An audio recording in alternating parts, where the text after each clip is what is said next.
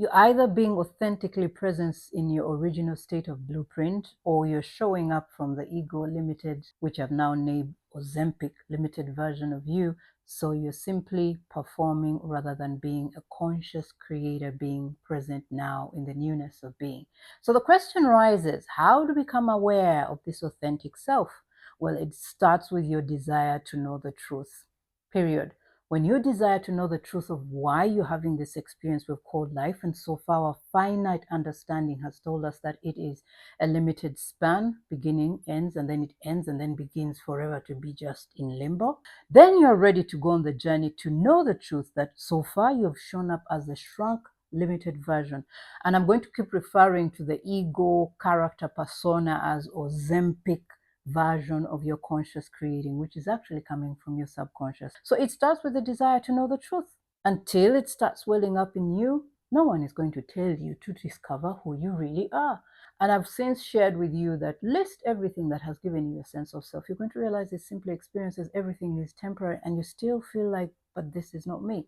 When you get to that point, the end of yourself, you've got to lose yourself to find yourself. You have to lose your life in order to gain your life. Then you're ready to go on to the self-introspection to see what has so far defined your being.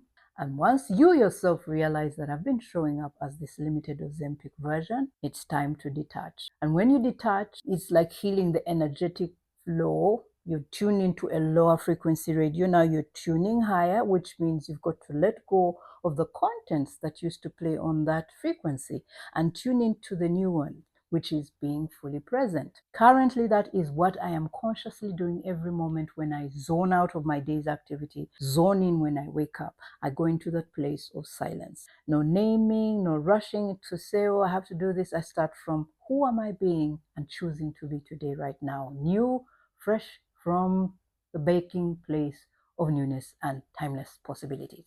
I've since learned that for me, it comes like an image, an inspiration, it wells up.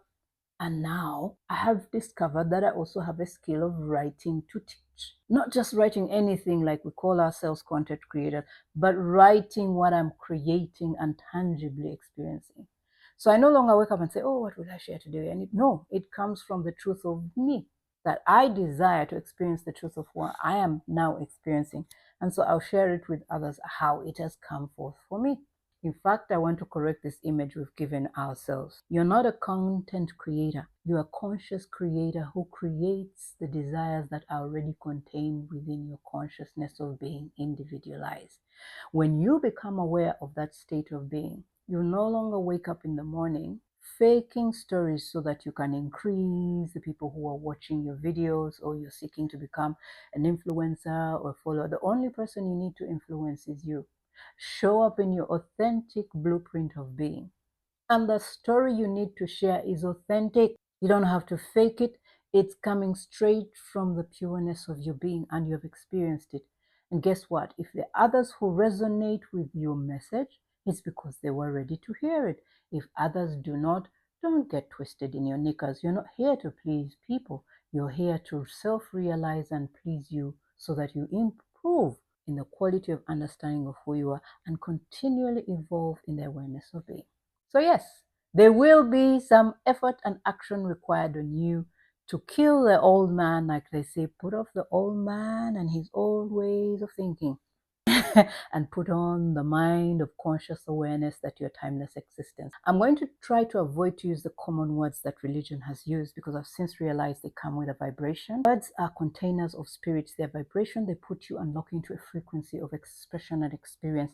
I want you to see life as a whole band of rhythm, sound, light, ecstatic movement of rhythm. So whatever word the collective put around, like what now the word God has been, for lack of a better way, diluted in its power, it brings fear. I'm going to use the limitless approach of what really is bringing this realization, and that is sound, vibration, frequency, and presence. So if I use those words and you're still attached to God, I'm actually talking about God, which is life force, source that gives all things animation and reason to be. So yes, when you're ready, it will require you to become aware of the old version of you and put that version to death. and then learn to hold presence, because presence is always who you authentically flow from.